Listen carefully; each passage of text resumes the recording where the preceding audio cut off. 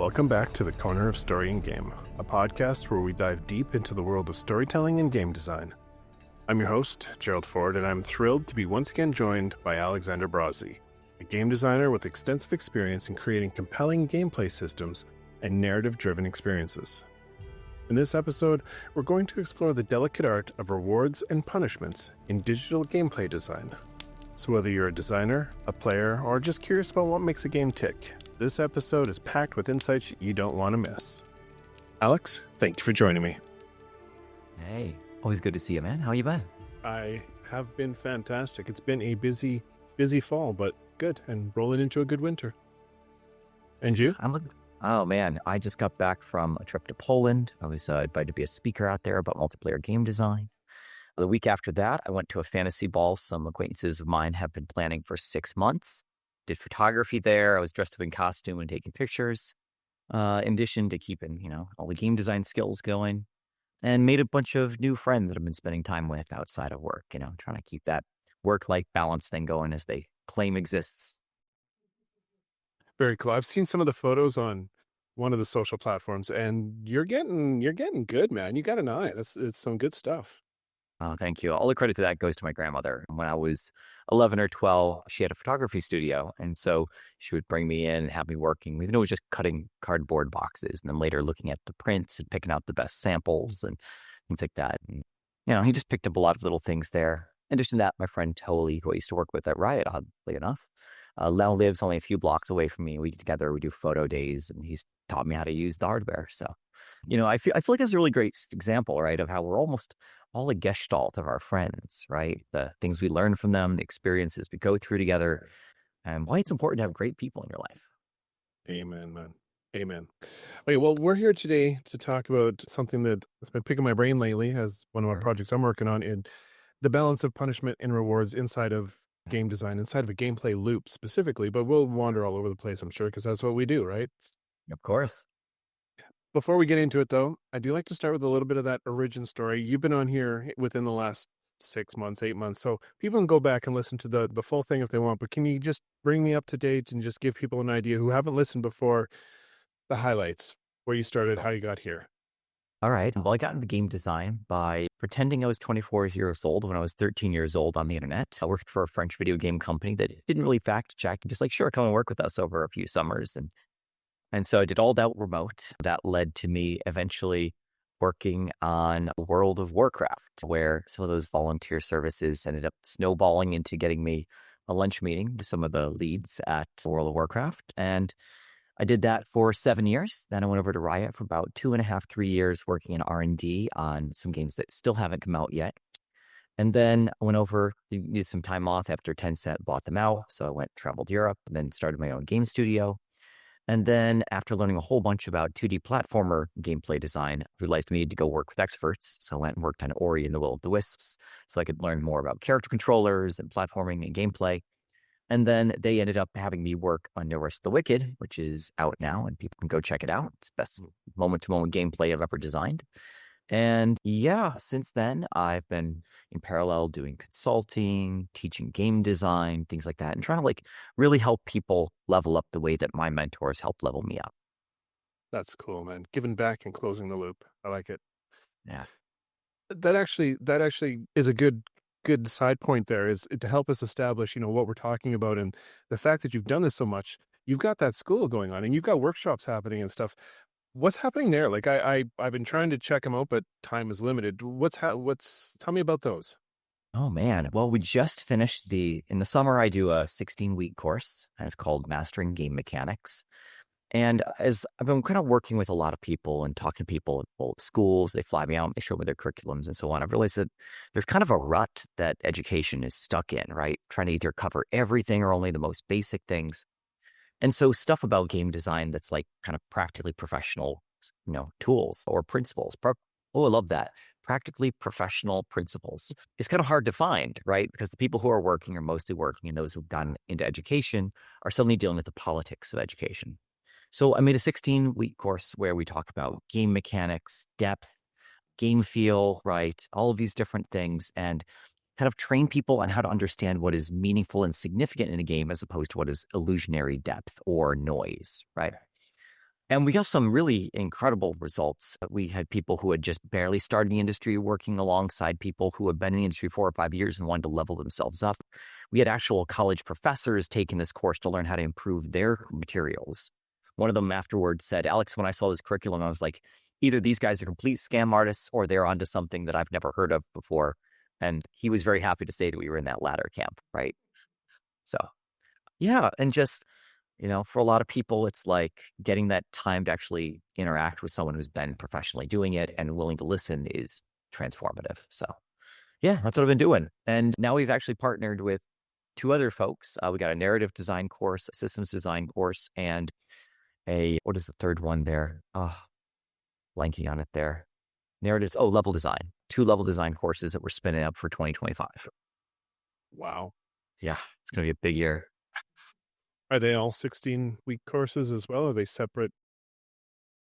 Yeah, we realized real fast after getting about week 10, 11, 12, people were falling off just because life happened. So we're going to be chipping it down. We're going to do a couple of 8-week courses rather than one big 16-week block. So people miss things. They just come on to the next shift as opposed to feel like they missed half their content.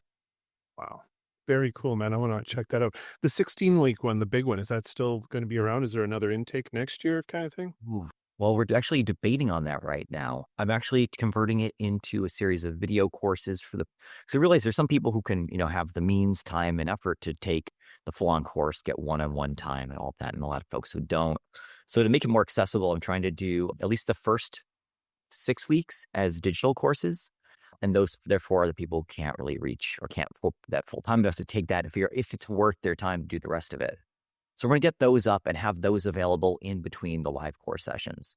But I think we're going to do one more run of the big course, summer or fall next year. Yeah. You got to let me know if you do. All right. Look forward to seeing you. Very cool, man. I love that stuff. All right. Well, that's where you're at today. So we're all caught up. Let's get into this. And I had an entry point I was gonna use, and then I heard you say moment-to-moment loops, and that's something I've been studying lately as well, which is cool. So let's set the stage with gameplay loops, because rewards and punishments really only become very applicable when you're talking about loops and reinforcements and all that kind of stuff.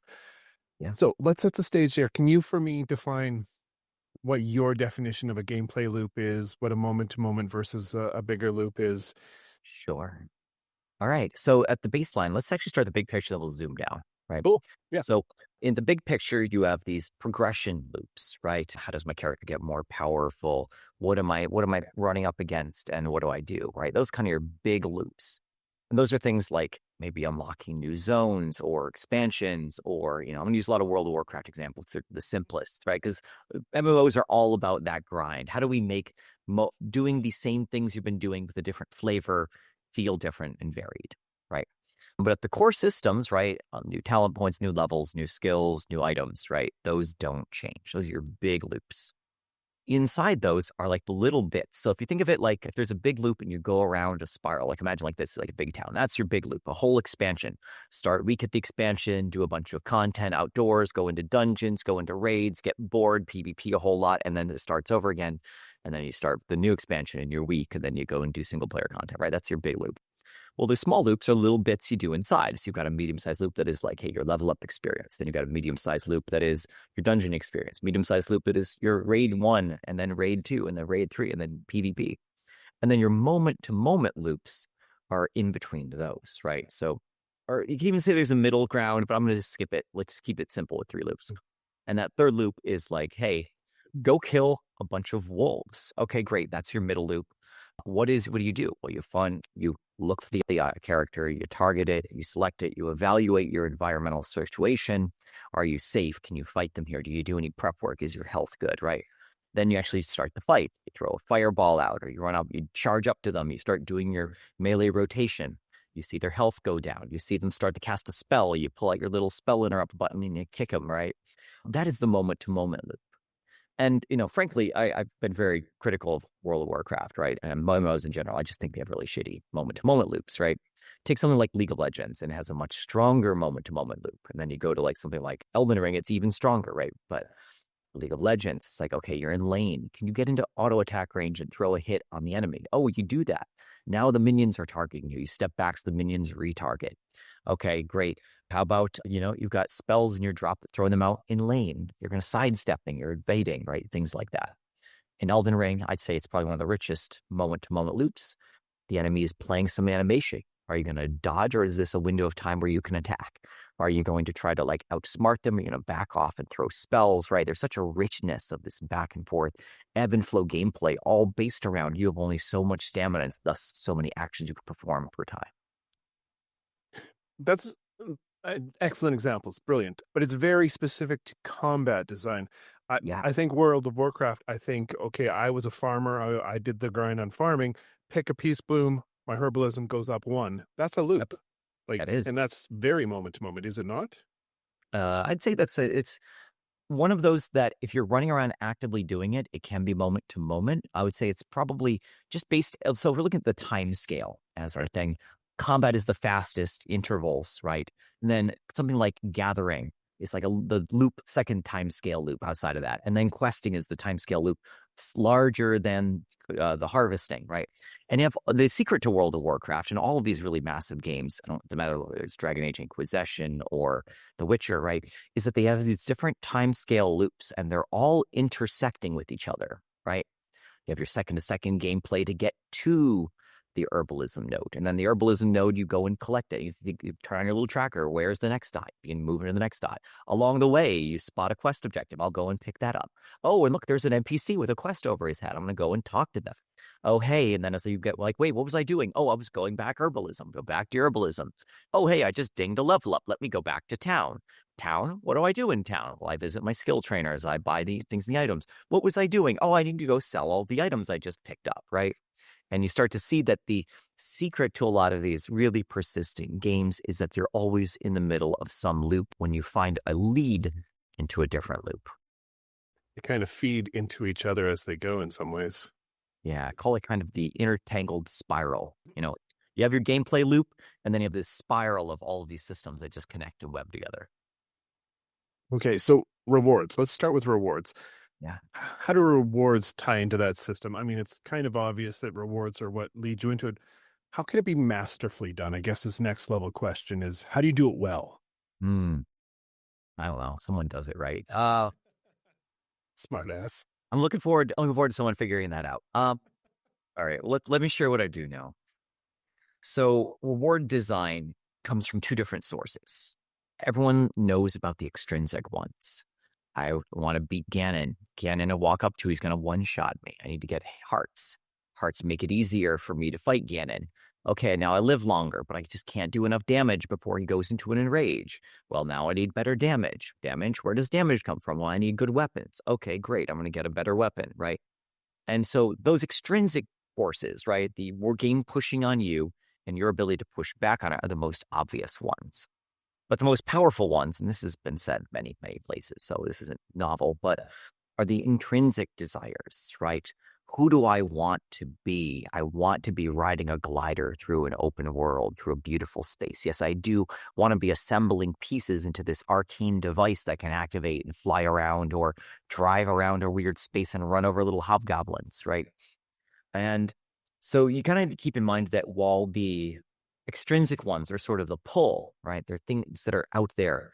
And extrinsic, it's interesting because the very things that punish you can also be the things that reward you, right? I think that the Elden Ring and Dark Souls series are the great example of that. The fact that this thing gives me so much resistance and I can't beat it becomes, I will get better at this until I can, for those who have the willpower and the might and the focus, right? Yep. Just as in, The Sims, hey, look at how amazing that house is. I want a house for my Sims. It looks as good as that one I just visited or I saw on my friend's stream. Or, hey, I've named everyone, but those are extrinsic, right? But the intrinsic ones, like, I'm going to name everyone after all of my exes and just torture them, right? Or, hey, I really want to have a kid without having to have a kid. Let's go ahead and have my sim go through the whole cycle and think about the little decorations and the baby booties that I would buy. And I want to get it. Actually, what would be really cool if their uncle was a vampire? Let me get the vampire DLC, right? Those are intrinsic motivations where they're like, here are things I just want to weave into the world and my story. And the game lets you express your journey towards some of those extrinsic rewards in your own intrinsic way. So I think understanding those two, the push and the pull, right, is really important. Yeah, you can't give the right rewards without having the right, I don't know, player fantasy, the expectation of this is what I'm playing and I want that. Exactly. That's cool. Something that, came up a lot on Ori was like, hey, Ori 1, it was just push button, kill everything. We're now giving you swords and hammers and, little blades that spin out and chakrams that fly back. And bows. What do we care about? Are we going to test people on these specific skills? And it came back to a little bit, yes, when you initially get them to ensure that you use them. But for the most part, we don't care what combination of skills people use to beat the game outside of platforming. So platforming is the heart and soul of that game, right? But in the rest, in terms of how you kill and defeat enemies and bosses and all that, go ahead and express yourself. Do you want to do a burn build where you AoE everything on screen with a charge attack and then just slowly dash? And then all of your time and energy is just dodging around as you rebuild energy. Okay, great. Well, that's one way of doing it. And, things like that. So a lot of it comes down to, figuring out what are the places where you let the players decide their path and what are the places where you test them on the skills and powers you've given them. Mm-hmm. Play Mega Man. Any of the Mega Mans growing up? Oh, yeah. All of the Mega Mans. Yeah. Which was your favorite? I want to say 2. It was way back in the day. I want to say 2. 2? Yeah. 2 was the one where they did the first big visual step up, right? Yep. It also was the one where they introduced the interactions between the different abilities on Mega Man's characters and then gave very strong responses. Very strong responses to using the right tool on the right character. You're right. And so all of a sudden, this was the game where, hey, every fight will test you. You could just learn the mechanics and beat the bosses using just the pellet gun. But if you experiment, you play around, you take the risk of using this precious resource of the powers of other bosses and use the right tool on the right boss, you just devastate them, right? And you're like, oh, great. So you have 2 ways to beat the game. You have the tactical way, where I learn every boss's pattern. I just beat him with the pellet gun. Totally fine. Or you have the strategic way. I will find the chain of sequences that has all the weaknesses in a cycle and beat them all. Brilliant. Yeah. Very cool. Yeah. Very simple thing. Very well executed. Well, that's the best design, right? Is the stuff that's so well executed, it looks simple. Yeah. It brings to mind, though, when you're talking about that, is the use of it for onboarding, for teaching players how to play a game, how the controls work, what is and is not what you're supposed to be doing. Is that a place for using them for rewards and punishments? Absolutely. The thing is that you don't use the same degree of reward and punishment, right? You don't set long goals inside a tutorial, inside an onboarding process. Usually you make them shorter.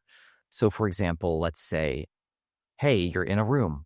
Get out of the room. Okay, great. Someone looks around, they find the switch, they do the thing, and then you go, right? Great. You just let them go. But if they're stuck or they're kind of caught up on something, well, then you need to do things that kind of like, hey, have you seen this? Hint at this. Highlight this item. Highlight this object.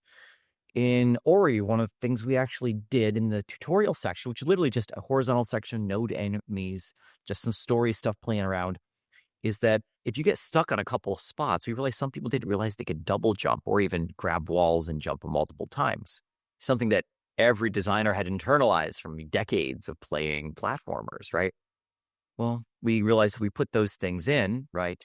And if you're in a spot where you're really stuck for a while, we had context-sensitive tutorials that would only turn on if you had demonstrated a lack of consistency or proficiency with holding jump in a direction at the same time, so that we didn't have those text pop-ups appear all the time. Other games have done things that have been like, what do you call it?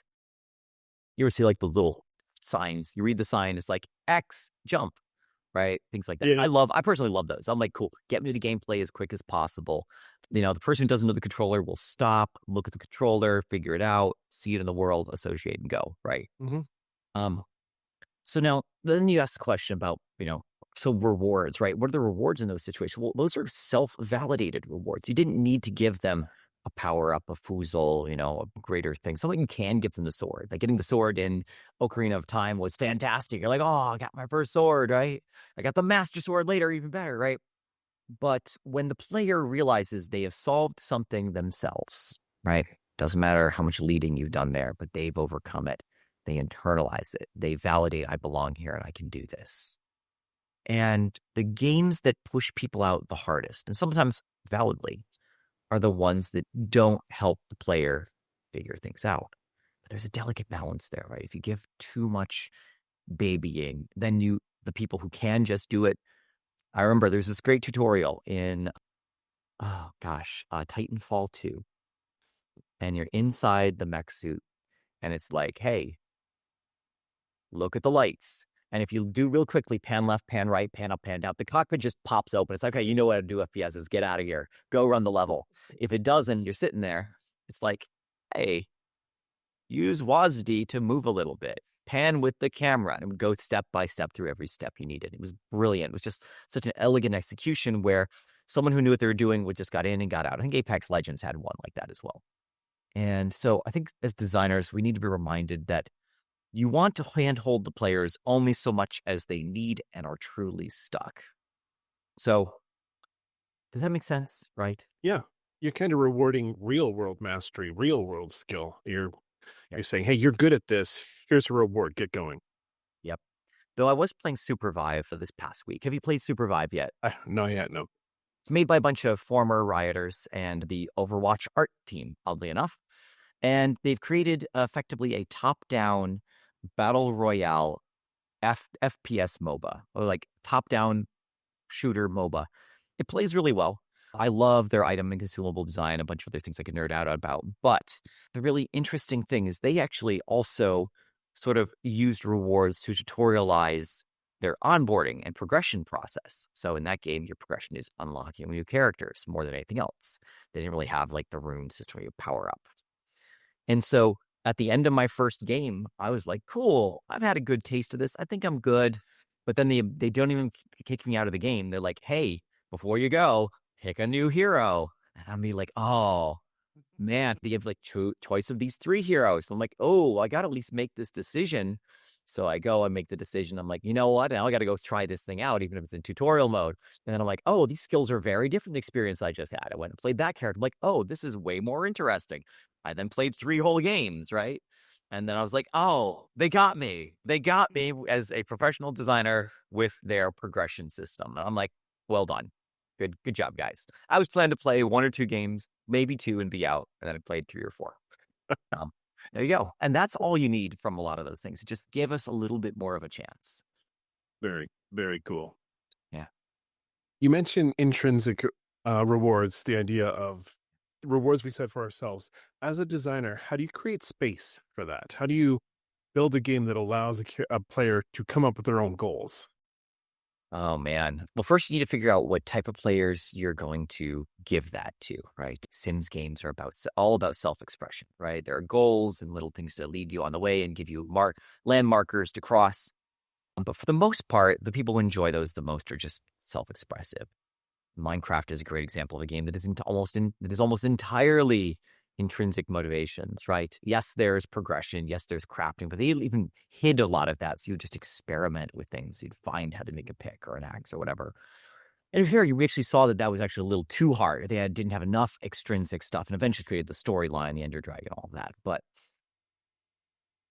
a lot of it is about understanding where you don't need to be in control. A lot of designers, a lot of creative directors come in with the idea that they need to tightly control the player's experience. And guess what? A little of that's okay. You want to direct their experience. The same way that you steer a boat, right? You're kind of like, hey, we should be going in this direction. But you give them a lake, right? You're like, all right, well, we'll start you out in a pond. The exit's in the northwest, but go ahead. Wander around the sides. But Dave Kozak, who's just one of the sweetest, most down-to-earth people I've ever worked with, used to say, Mr. Brazie, we create beautiful roads. I'm like, what? What are we talking about here? He's like, you are really good at the center of the path, right? We create a nice solid road. It's streamlined. It's flat. There's only a few bumps on it. We give you warning signs. You have to start turning and things like that a long distance away, right? You're all about telegraph and communication and clarity. I am really focused on what happens when someone pulls off to the side of the road. start walking around and they're looking at a bush. What do they see there? They talk to an NPC who's idling around. They see a little band suddenly pull up a spawn in out of nowhere, walk up to a stage and start playing music. And he's like, I am all about the wonder of the world itself.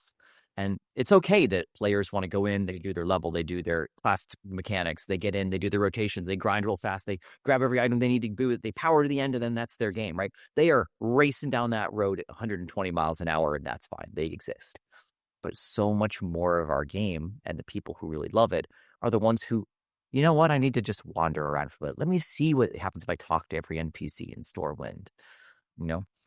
And I really loved that analogy because it's an example of understanding both needs, both the person who needs to push themselves and go, and the person says, no, I need to just stop and rest, and respecting both of those. And it's in that space where people are stopping and resting that they can soak all these little details that you put in the world, the loving bits, the funny little quest titles. And until you realize that that means being inefficient, that means doing design work that may not look, like it's core to the main mission. It's adding NPCs with strange dialogue and quirky characters that you can follow along over 7 expansions and finally find out, where does that panda end up in the world, right? What are they doing? Do they end up happily married, or did Wirt live or die, right? What happened? Why does he have a 4th leg? Go on, That's brilliant. I love that. Very cool. It's Yeah. about the details, man. Yeah. Well, that's rewards, but what about punishments? How do Oh. we use those properly? Punishments is one of those things that people either overuse and love to use, or they're terrified of using. You rarely see someone who has a strong, balanced approach to it when they start in game design. There's the people who'll be like, I need to make sure that every single time you stray off the correct path, zap, zap, zap. These are the people who love things like VVVV, right? And all these precision games, or look at Dark Souls and is like, it's all that challenge that really makes you sticky. I'm like, no, it's the overcoming of the challenge that makes the game sticky. That, hey, I don't want to spoil this game too much for your audience, but it's been a couple of years. Did you play Outer Wilds? I haven't yet. I think you recommended it to me too. I haven't yet. Gerald, you've got to go check that out. It is one of those rare games where all of the progression is inside of you. You start the game, and if you know what you're doing, you can be victorious in less than 15 minutes. You can beat the entire game. But the journey of the game is about going through the world, looking at each day, examining it, and coming to understand the universe, how it works, and then realizing over time what the real mission is. And then all the progression is inside of you. So every little bit is like, oh, I understand how this piece of the world works. And that game is full of punishments. I'll just say something explodes and you die. You fall down a pit and you suddenly perish. You run out of oxygen in the middle of space. You go too fast and you crash land your ship into the planet you were trying to land it. And you will have all of these things. But no single event is more than 15 minutes from where you start over, right? And so this entire experience is full of just little lessons over and over again. But every one of them is paced and filled with mastery that you've overcome till you get to the next punishment. You run into that again. You learn a little bit about it, and you can actually be frustrated with something. Like, here's 7 other things to go look and explore. And I think that is the key to punishment. So you'd ask yourself, have you played Bayonetta, Devil May Cry, things like that? Yeah. I think those are the example of a game that is all punishment and resistance, right? It's all like, hey, you cannot move forward till you overcome the hurdle in front of us, right? Right. And the reason I think open world games have become so popular and so seen as accessible is because when you're stuck on something, you can go somewhere else, maybe pick up some hints, a little bit of power progression, come back and then overcome the hurdle that blocked you and move forward and then change course and things like that. So I think the key to punishments is a bunch of things. One, you really need to clearly communicate what is going on. They need to understand what's going on in the world. They need to have something on the other side that they care about. If you walk around, you just get kicked off a ledge over again. You're like, what the fuck is on the other side of the ledge? I don't care anymore. I'm going to leave. You see a treasure chest and that skeleton keeps kicking you off the ledge. You're like, okay, they mean for me to get past this. I want to know what is so important that I'm going to get past this damn skeleton. All right, I rolled past him. Great, I killed him. I get my treasure chest. Oh, I had a level 1 potion in it. Doesn't matter. I may be a little dissatisfied, but then, it's part of your story, your narrative, right? Yeah. And so that's kind of the key, is that you can't wield punishments without players caring about what's there and understand the situation to be able to establish a plan, resolve a list of consequences, or go from a list of consequences to a strategy and execution to overcome it, right? That's really the mastery. It doesn't matter whether it's a death trap, right? A thing that opens up and you insta-die and you need to figure a way to make something else trigger it first. Or if it's something where you could totally play Dance Dance Revolution and perfectly play it the first time, right? So you understand what the challenge is ahead of you and you have just enough information to know what to figure out next. And I'm going to keep ranting a little bit because when I say this, a lot of people are like, wait, Alex, what about all these games where you don't know what you need to do and you need to go find the hidden thing? And I'm like, the key is not that you know the answer to the puzzle right away. It's that you know the next step or have a hint on the next step to this. There's some rare exceptions to this, like the super secret stuff in World of Warcraft. They have a fell cycle that's coming out, and there's like 700 puzzles that have to be solved, right, by people all across a single Azeroth instance server in order to unlock this thing. And the key isn't that you can solve any one of those immediately, but rather that there's a solution and that you're exploring the world, looking at, there's a lot of data mining, things like they love, exploiting the data miners. Right. To be like, okay, there is a way around this. We just need to work together and overcome it. And so you have a Discord of 700 people working together in real time to solve these different puzzles. And I just love that. That level of organized collaboration is just almost unheard of in this era. Yeah. The Destiny community used to do that around some of the really interesting Hive puzzles, but that was a while ago. Was that the gun that to kill enough people and then it would eventually level up and become more powerful than like the legendaries for a while? I don't remember that one. I was thinking of there's a maze you used to have to do, and there were symbols that were in the Hive language, and the community had to figure out this huge puzzle, and they had to basically break down the language. Like there were linguists involved, and it was crazy. That's incredible. Yeah, that's awesome. It was really cool. Where my brain stopped. We talked about reward and punishment. We talked about mastery cycles. I actually want to ask you a question. Like, what is one of your favorite examples of being punished by a game that felt fair and reasonable? Ones that just popped out at you as like, oh, this worked and I didn't feel bad about it. And then I'm going to talk about one that I played recently that frustrated the hell out of me, but I think is so fair now in retrospect. Punishment. Well, I mean, there's the example, of course, of "Don't stand in the fire, idiot." World of Warcraft. Like that's an immediate punishment, moment to moment combat design. It's like don't stand in the glow stuff. Like we all know that now, but I mean, I was a vanilla mage back in the day, so I stood in a lot of glow stuff for quite a while. So that was a good one. Eventually, I play extraction shooters like Escape from Tarkov, and it is nothing but punishment. The reward is definitely dwarfed by the punishment in those kind of games.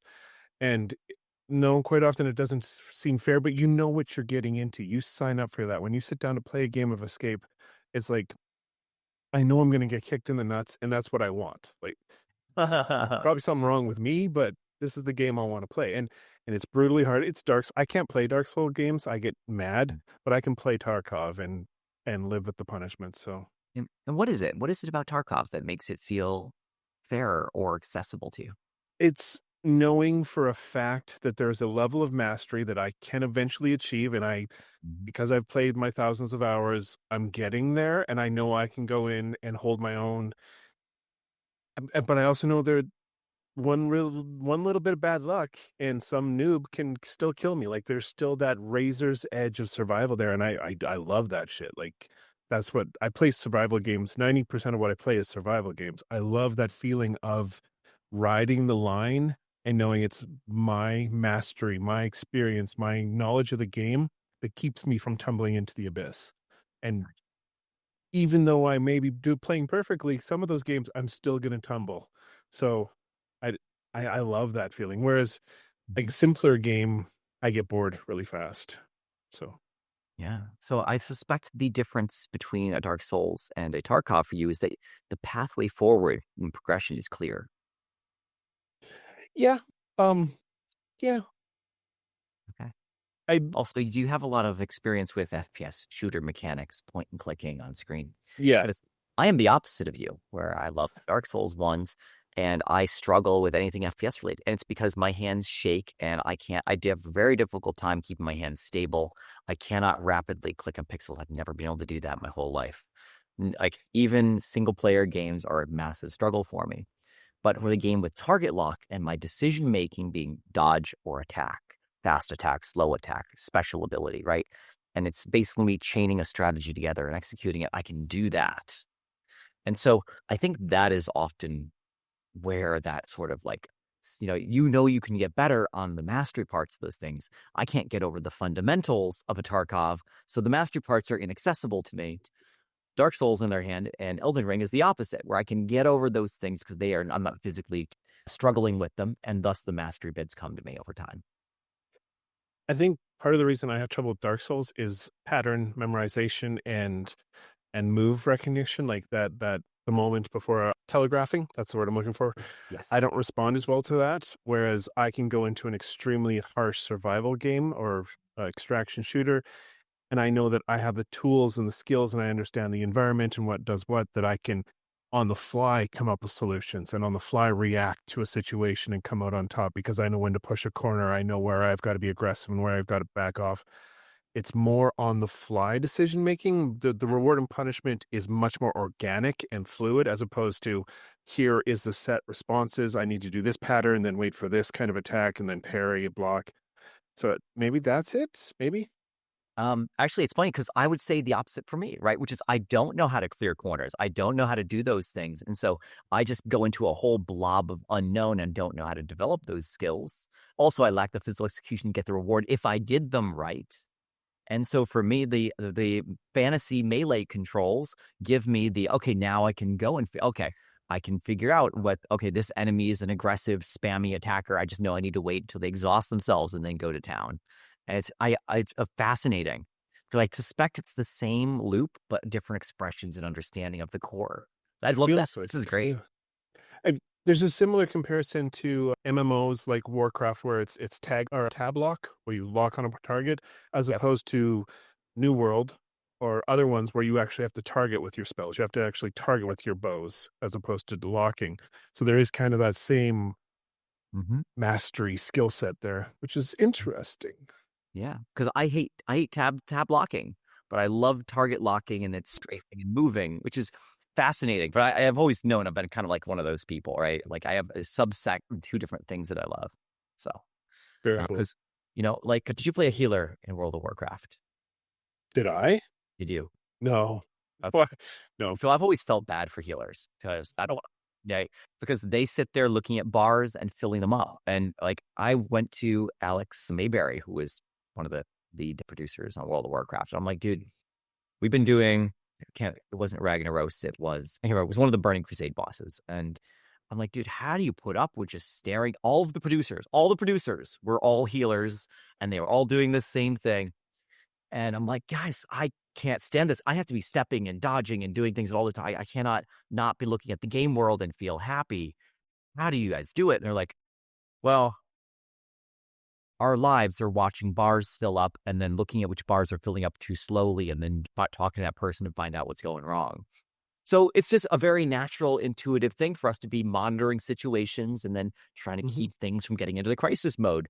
And this is just a faster form of that experience of putting out fires that, it's more sad because it's easy. We push the button and it works. And real life, after like, so how are things? Are you all right? Is this going wrong? Are you not getting the resources you need? Like those are harder conversations than I'm going to push a heal button and fix the problem, right? So I'm like, oh, I hadn't thought about it that way. That makes total sense, right? My Back when we played, my best friend played a paladin, and he was a healer paladin, and he used a mod to have the bars up, and he would just cook. I thought it was nuts. But that's his personality. He likes resource management type games, so it was right up his alley. Whereas I was a mage, I had to be in the back seeing how much DPS I could, try and outrace the hunters. Like that was the game. Optimization cycles versus emergency interrupt, right? It's a completely different experience of the world. Which is an excellent example of matching rewards to the player type and the player's personality type. Yeah. Because people come in all sorts of different flavors and personalities, and you just kind of need to. It's also why some people want to do cultivation and care, right? And so they love Stardew Valley. I'm going to create things. Oh, it's going to be a setback as the birds come in and pick up my seeds, and I have to go and patch that hole in my. Well, now there's going to be one little packet of grain that's going to be a day late from the rest of them, right? You've played some Stardew. What? You've played some Stardew. Yeah, I've gone all the way to the bottom of both dungeons. And, for me, it's those type of games I enjoy even more when I can do them with other people, right? Which is why I know Rest of the Wicked, one of the things we were working on for a very long time was actually shared farming spaces so that you and the other people on your shared server could work together. One person would be, tilling the soil and watering. I don't think this ever actually made it live, but we spent a lot of time trying to create, can we make it a collaborative experience to do farming and Stardew type experiences in between this dark battler, right? That's cool. Yeah, I don't know if we hit the mark, but it was a really great effort in that direction. Gotta take a shot, right? You gotta at least try, man. Yeah. Well, let's circle back for punishments for a few seconds because there was a couple more points there I think I needed to hash out.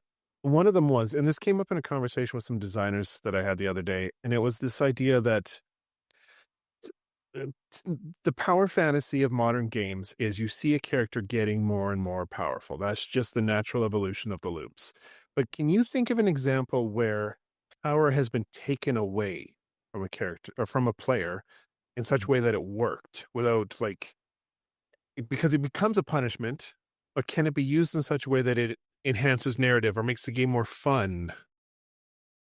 Oh, man. It's interesting you asked that because I was actually working on a game with friends of mine, Ariana Isbell and Alexander Lee, who now is pretty well known. He's actually one of the showrunners of Arcane. And we were coming up with this game. We called it the degrading, or not degrading, that's the wrong word. What do you call it? The first version of it was like the decaying healer, right? And the idea was you were a party of characters at max level that had defeated the great demon king, and now the world is saved. But oh shoot, you've beaten the demon king. All the source of magic and powers is now washing out from the game world. So now you have basically you can't progress, you can't level up anymore. In fact, your XP is going down as you do things. What problems do you solve? And we started with this, and it actually ended up made a really simplified version. It was a little game. Actually, one of my students is actually wrapping up the prototype on this. We decided to turn it into like a sample for students in the digital design course coming up probably a year and a half from now. And we had 3 characters. We changed it narratively massively, right? Originally it was a healer. The idea was supposed to be a healer, the warrior, and a mage. And your rogue buddy had died in the final battle, and magic stopped working. Your healer goes to res the rogue, and but the rogue is dead. You can't fix it anymore. Everything's going wrong. What does the world mean? We don't have these powers. We simplified it a lot. And so we actually decided to go in the direction of therapist. And so the 3 characters ended up being a therapist, a rock star, and then the rock star's partner, who was like a Korean K-pop model. And in this game, in order to play through it, it's actually living out this dream state or nightmare, right? Of, hey, you're fighting all these horrors and difficulties in your relationship with a therapist. Therapists can't interact with the monsters, right? The monsters can attack anyone, though, because they cause problems. And so as the 2 characters, the rock star and the model, are talking through the relationship, different monsters would spawn in. It was just turn-based RPG style. And as you went through, right, the whole point was to say everyone at the beginning of taking therapy is like presenting, everything is fine, everything's good, I'm okay, or whatever. And then as your health and mana run out, you're like, wait, I don't have any health regen. I don't have any mana regen. You can take one of these powers you've been using and you sacrifice it. When you sacrifice that power, it then degrades. So, for example, let's say you put a dot on an enemy, right? Stacking dot, and it just makes more and more damage over time. Well, now when you use it on them, it also affects you. So to hurt others, you're now basically stacking this dot on yourself. Well, other players, like the therapist, can help you kind of cleanse that self-hate that you're building, right? And so the idea is that as they peel away the layers of presentation about everything is fine, I don't understand why we're here. Hey, you know what? Like, actually, you really pisses me off when you do X, Y, Z, right? And so these characters begin kind of revealing the truth of their relationship and the problems that they hadn't addressed. And so that was one where it really narratively lined up, right? Where like even the therapist gets frustrated with the characters. Therapists start sacrificing their powers and they're calm and cool. Like that isn't really an issue. We'll just ignore that for now. Or hey, let's deflect to this problem instead, right? And all of a sudden, then eventually, like the therapist, if you play poorly enough, will degrade completely. And instead of being able to help and support the two characters, the model and the rock star, fighting off their demons, they just try to fight the demons directly, which if anyone who's ever worked as a therapist, you cannot fix others' problems, right? So it's actually the therapist then starts revealing their issues in therapy. And like Jeez. a terrible thing that should never happen, but right, it's just one of those examples where the decay of the characters and basically the way I did it or structured it, we restructured the story, and then the mechanically is that we just added penalties onto things that then you could work together across characters and negate, but every character thinks they can stand alone at the beginning, but in order to actually make it through the game, you have to work together and have your overlapping strengths and weaknesses countering each other's problems, which is how we work as human beings. So that's my little pet project on the side. I wasn't planning to talk about that at all for another year, but That is so cool. let's take a little more basic one. Have you ever played Shadow Complex? No, I haven't heard that one. Shadow Complex is a really old Xbox 360 game. And it was based on a book, I think it was by Orson Scott Card, but I'm not sure about that. Anyways, in the beginning of this game, you play as this super-powered mechanized warrior trying to stop someone from assassinating the president. And you are literally shooting down helicopters and dodging missiles and just like doing all these really powerful effects. You get to the scene where like the president's car is driving out. I'm going to spoil this because it's the first 5 minutes of the game. The president's car pulls out and you go over and you miss one missile and the president dies. And you're like, oh no. And then cut to black. You wake up. Now you are a regular person out hiking with their girlfriend in the countryside. She gets lost somewhere. You're like, she's down the trail. You go to find her. You fall into the Shadow Complex.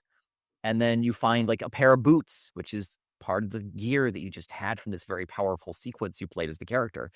And basically what they've done is they teased you with the full power package at the beginning of the game, taken all that power away. And now you're like, I want to get this back. And then you play the traditional Metro. And you went from action sequence to Metroidvania as you now rebuild those skills and do it with intricate level design and mastery and all of this. I think the Black Myth Wukong did that recently as well. Start with playing as Wukong and then getting the individual skills in your character. Yeah, now that you say that, I can think there are other games where you start at the beginning, you have all the spells, you can call Bahamut or something in my mind, and then you get stripped entirely and you start from scratch again. So yeah, I remember that frustrating me though. Yep.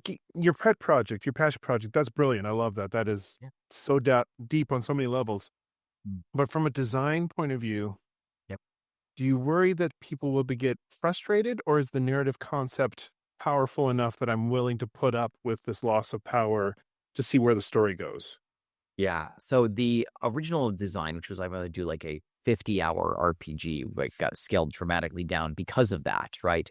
I think people really struggle with having weaknesses introduced, which is why we see that in old adulthood, right? Since people begin losing access. I had the dinner conversation with a friend of mine. He's like, I had dinner with my dad, and he spent the whole time convincing me everything was okay, but I know he had fallen and done all of these things the whole time. And I'm just like, yeah, we as human beings don't really deal well with our increasing fallibility, right? Whether it's mental fallibility, susceptibility to propaganda, or, just our inability to remember things. That's something I've started to struggle with. I've gotten to this point now where, people forget things in my family and it started to hit. And I'm like, here's where it begins, right? And I think that that's the reason we don't see that in video games very often, right? Because people don't like the idea. They can deal with the fact that, hey, I do more damage, I take more damage because some part of them has become more powerful. I don't think we've really got to be actually, Your power is now your ability to not have all of the little protections and safety valves you had growing up. But you're right. That's a very powerful message and something we see very rarely. That would be something. That's no, I want to make a game. Yeah. That's Oh, sorry, to answer your question, though, in our game, we made it a 30-minute experience, right? We're just like, go in, play through it. We know this has a lifespan. It's more of a puzzle game at that point than it is an actual traditional RPG.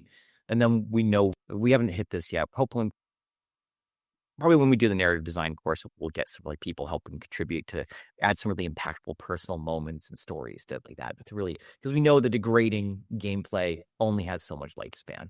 Mm-hmm.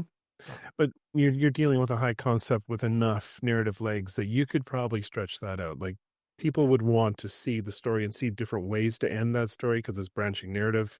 Yeah. So, yeah, that's got legs, man. That's really cool. I can't wait to see what comes out of that. Thank you. It's probably going to be a few years out because at this point, between launching all the courses, one of my students came to me and was like, "Hey, I need a project to work on. I have my day-to-day job, but I just have something to do." Victor Jesus, forgetting it, Perez. Hey, I just want to shout out to him. He has been sitting there cranking away on this game, adding visual effects and art for months now. Just a couple hours every weekend, and he actually went through and redid all our VFX, and it's actually worked with a friend of his dad's sound effects too. He's like, I just need this idea to come to life. And he has kept it going even when I would have dropped the ball. So I'm just going to shout out to him. Very cool. Yeah, we'll see. We'll see. All right, well, let's start bringing the punishments and rewards part of this conversation kind of to an end here. I have been saving a question. I've been actually internally debating whether or not I actually wanted to go down this road, but let's do it. Rewards often, the feedback loop that is built into games like World of Warcraft, and I'll be the first to say I had a World of Warcraft addiction at one point, which almost cost me my marriage. Like, I was there. Yep. And that's a personal, it is what it is. It's a personal thing. It's got to do with people. But the fact of the matter is, really tight feedback loops are a psychological phenomenon. It's psychology, the building of rewards for action. So I guess the question I have for you, and this is an opinion thing, this 100% is just what do you think of it?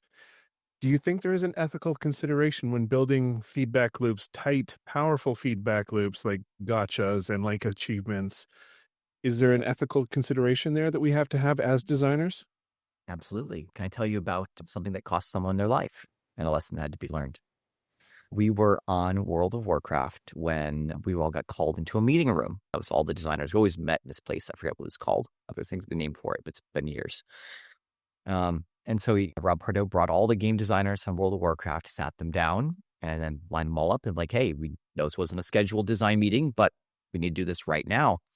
And he basically told us how someone had died playing the game the night before. And he's like, we have hit a point now where two people in the last week have passed away. It was in a gaming parlor in Korea. And he's like, this is a question that is too big for me to decide on my own. One, are we responsible for this at any level? Or even if we are not, are there actions we need to take?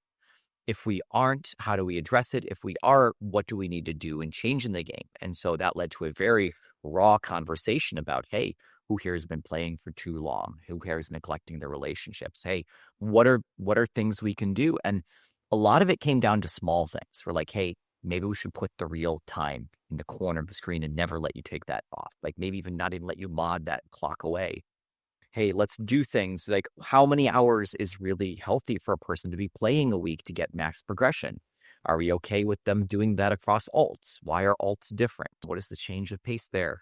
What is this? Is this going to change our response to gold farmers, right? Do we actually want to start selling in-game gold so that people aren't encouraged, or we put a cap on number of rewards there are for people sitting there farming, right? Because was this guy a gold farmer? Was he just a regular player, right? What information do we have about their play pattern? And if you know your recent history, I know my politics are well established, I think, at this point, but the major funding for Steve Bannon was done by World of Warcraft gold farming, right? For him and his starting his podcasts and network and all of that was funded entirely by hiring people to gold farm in Southeast Asia and then collecting the money by selling it to Americans, right? So if you stop and think about that machine, that mechanism has had massive side effects on our culture and civilization, right? By funding people. And what's funny is we were working a lot to try to shut those things down. But it may be if instead of having moral high ground and us trying to just shut everyone down, we instead say, all right, if this is really important to you, here's the way you can purchase it. Eventually they did that with the passes and like, hey, here's a month's subscriptions. People can buy it off of you for 50,000 gold or whatever. Yeah. Maybe if we had done that sooner, we would have dramatically changed the impact we had on civilization. And so this conversation, right, about rewards, about punishments, we have a massive impact. I genuinely believe that if game designers understood the impact and the fact that they are basically programming human beings, that is what video game designers do. They are the programmers of humanity in focused, consenting situations, right, around video games and things like that. They would realize that these same design skills, hey, human beings, do you understand what's going on? 2, do you have a reason to care about it? Do you have action to take to change the world around you? And then do you feel satisfied or punished by civilization, reality, etc., for taking action on those things? If you understand that this is the human experience loop and you apply this at a broad scope to politics, religion, local communities, right? You realize that this is the very fundamental nature of leading humanity to change themselves. So just as we had to stop and sit down and say, hey, what are the things we need to do to make it so that people have more exits? We had the rested XP system to say, hey, don't overplay the game. Maybe we crank that up. Or maybe in countries where there are high levels of addiction, or you're playing from for something that is charging by the hour, we need to increase those punishments. Maybe we need to just give you notifications. Maybe we need to let you set boundaries on yourself. We introduced parental controls and then let you set parental controls on your own account, not just kid accounts. So you can say, after 3 hours, give me a 20-minute warning and then log me out, right? Let people be the agent of their own salvation and growth, right? And to me, I think that is something that one could say at a certain level, you do not have to do. You do not absolutely have to provide those things. But when you do, the net gain to civilization is far greater than going the unregulated, completely laissez-faire. Everyone just has to figure themselves out, right? Throwing up your hands and saying you have had no impact on the actions or experiences of others is just bankrupt, right? Just equally as bankrupt as saying that you have full control and impact upon people, because you don't, right? The nature is about understanding that, hey, you have some impact, you have some responsibility, but you do not have all the responsibility, you do not have all the impact, right? We all are living atop the waves of generations, right? Sometimes the world is rising, sometimes it's crashing, but we can always splash a little bit, either as we go up or as we go down. I don't know. Sorry, I got off on a full-on speech there, but that's my perspective. That's what I was looking for. That's the answer, man. And it makes me happy to hear that conversation took place, because, yeah. It was uncomfortable, right? I was a junior designer, maybe 22, 23. I'm like, what do you mean I'm responsible for someone's death? Not me individually, but hey, what do you mean? No, that person. Because it's so easy to wag your finger and say, no. That guy should have drunk some water. He should have gotten up. That K-Spot should have kicked him out, or K-Spot, whatever, the gaming cafe. But it's, I think a lot of American culture does this particularly weakly. And a lot of the other Asian cultures do it far better, which is balancing that sense of community investment and personal responsibility, right? We tend to put everything on personal responsibility and personal success, but it's never true. Anyone who's a success is there because of the people who've helped you rise, the communities that have backed me, the fans that have always spoken up, the people who wanted to learn from me are the reason I have the life and the opportunity to teach the things I do today. It wouldn't have been if someone on Twitter had said, hey, would you teach me some of the stuff I've just admired everything you've blogged about for years. That would have been like, yeah, why not? Let me jump in a Zoom call, we'll do an hour. That would have been like, oh, actually, this is really fun. Can I do this more? Is it sustainable? Very cool. That answers my questions about rewards and punishments within game design. Do you have anything we missed? Yes, there's one thing that goes back to a quote I was taught. I was taught by two very different people at the beginning of my career. And one of them warned me about the other. I'm not going to name names just because the way it goes. But one of them said, hey, don't be afraid to wield punishments when you need to. The other said, hey, just remember, don't ever wield punishments for your enjoyment instead of the player's enjoyment, right? And was sort of like, you need to both basically say, don't fuck the player, but if they want to screw themselves over, go ahead and give them the rope to hang themselves by. But when they're hanging there, make sure there's a sword that they can grab nearby to cut themselves down, right? And that informed a whole lot of my design sensibilities, right? You can play the Destruction Warlock and totally gas out and you waste your Burning Embers resource, right? All right, cool. You're not going to have the powerful skill in the moment you have it. If you build it, spend it, build it, spend it, it's fine. But if you do, you build it up a bunch, you spend it the right moments, you get more out of it, right? Let people have the tools to be the agent of their own success, but provide safety nets so that when they fail, they are not ejected from the game forever. And this actually comes to a little story I want to tell. I've been playing Stellaris. Have you ever played Stellaris? Nope. Okay. So it's one of those explore, expand, shoot something, and exterminate. I forget what the fourth one is. Explore, expand. They call them 4X games. Anyways, explore, expand. Extract? No. Oh. Exploit. Oh, yes. And exterminate, right? And it's one of those games where you start on a little planet, you have a spaceship, and you go to another planet, and you can grow more people, colonies, and expand over time. And they just do a really great job. The game has been going since 2016. It's 8 years in, and they release content almost once a month. And you just look through, it's like a little bit of story pack, a little bit of this, another playable character race, another set of narratives. And they're all the systems, they've really been willing to like gut entire chunks of systems, throw them away, and replace it with something new over and over and over again. The game has gotten much better. Anyways, the only reason I started playing again was my friend Atlas. When he came in, he's like, hey, we haven't hung out in forever. Why don't we play a game of Stellaris together, hang out with my friends on Discord, and just chat? I'm like, cool.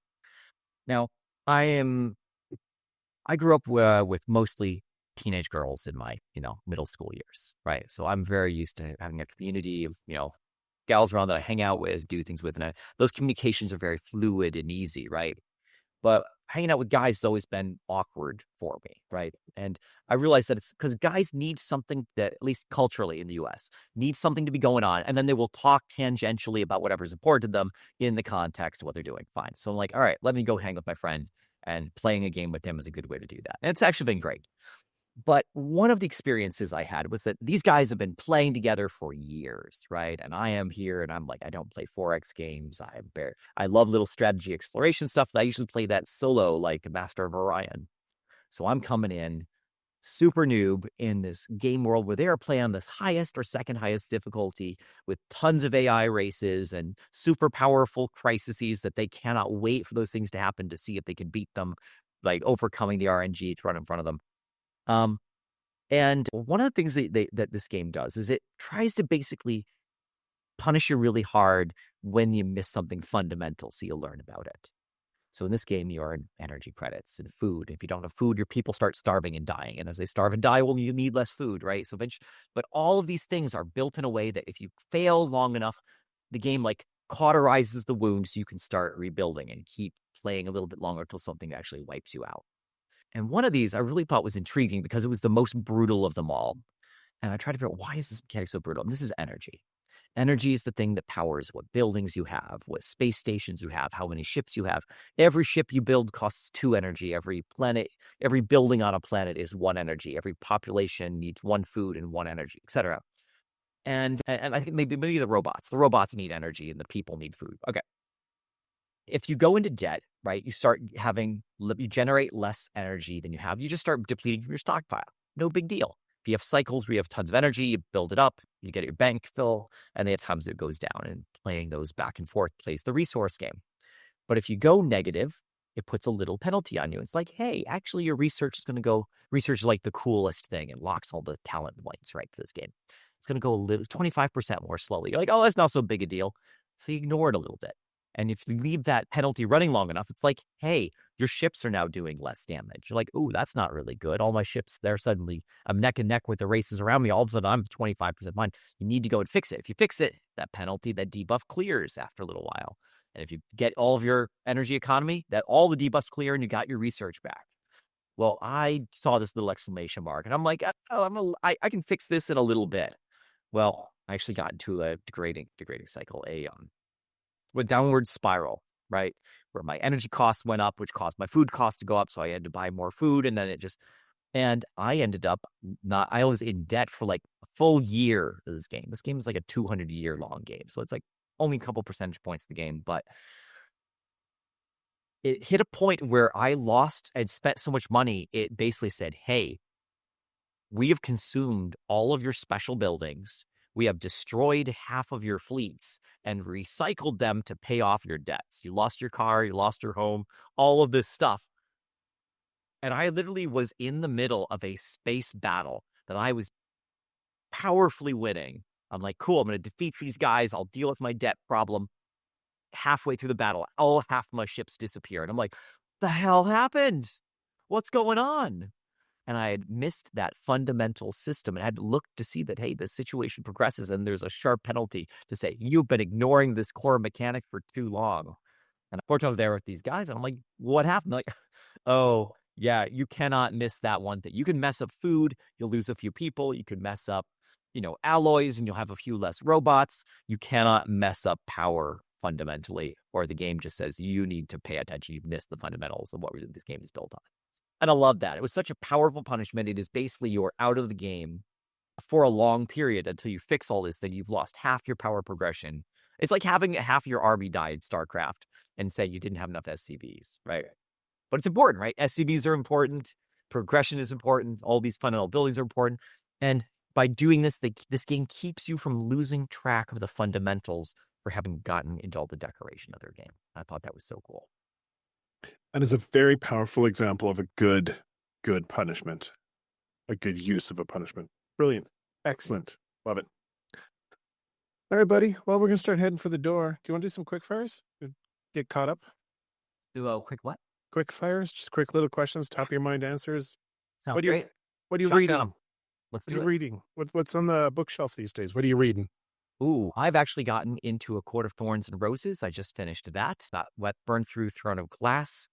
Now I just started a new series of books, actually audio books. Let me pull this up because it's a wild one. It's The 100,000 Kingdoms by N.K. Jemisin.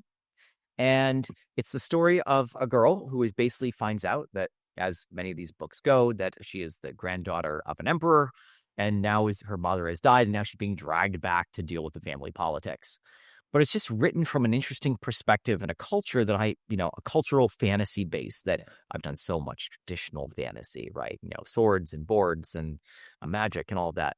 That this has a completely different approach on how magic works and how the world works and who is powerful and who is not and what does culture look like. Absolutely fascinating.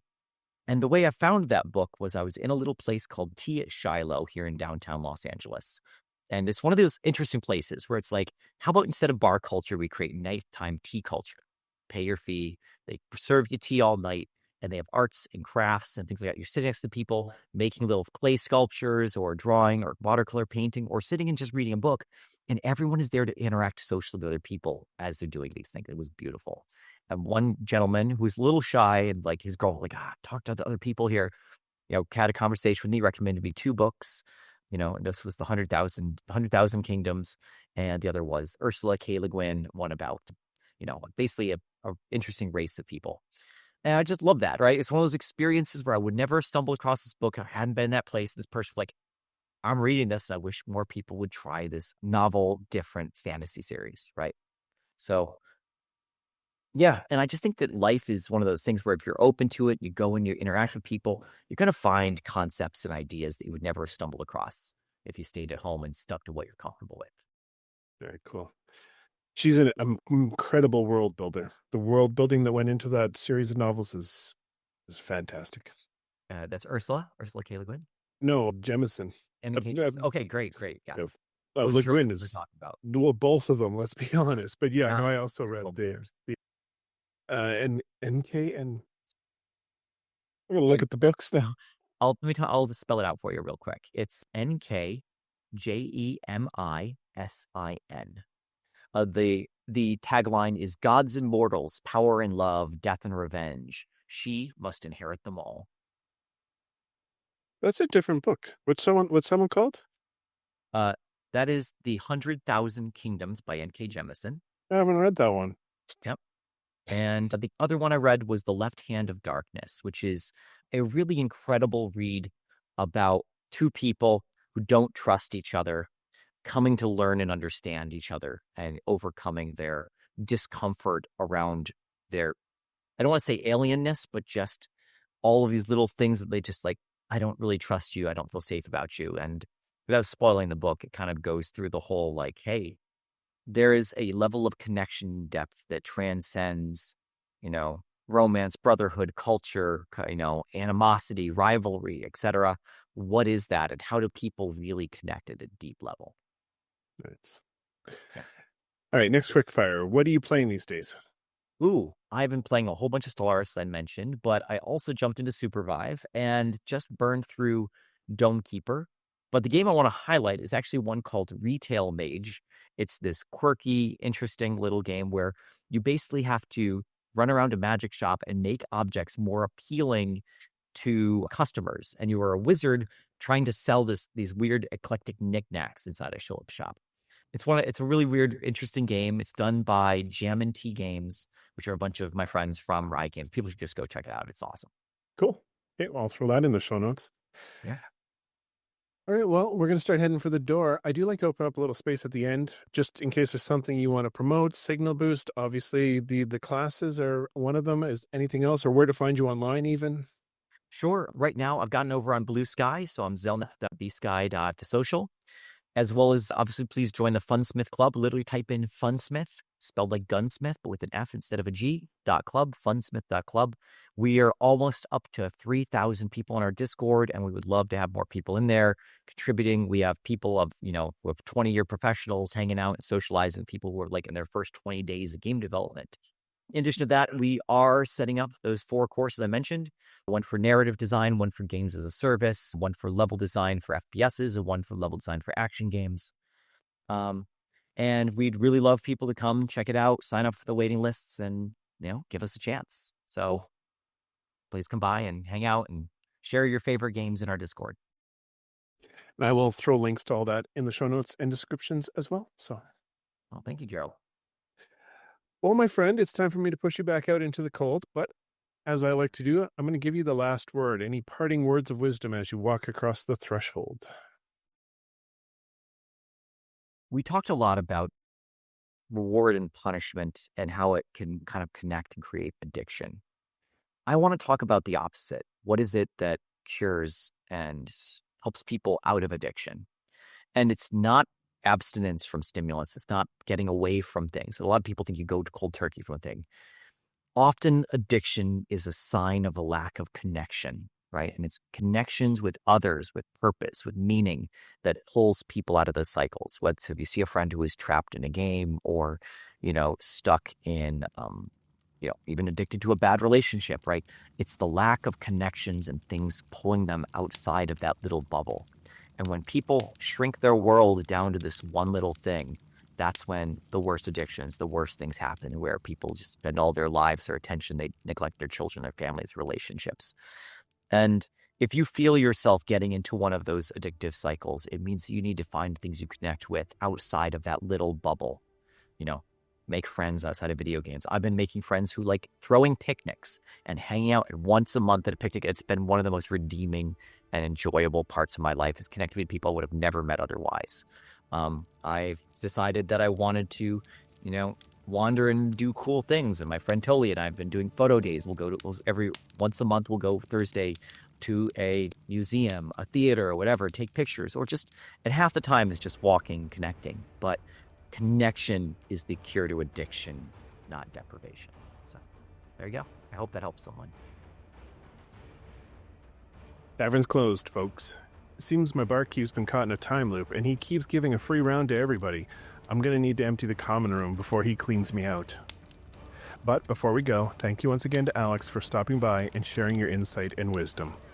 And to you, dear listener, as always, thank you for taking your seat at the table. Until we meet again, keep creating, exploring, and sharing your stories and worlds. Stay safe, Wanderer. Your chair will be ready by the fire the next time you stop in at the corner of Story and Game.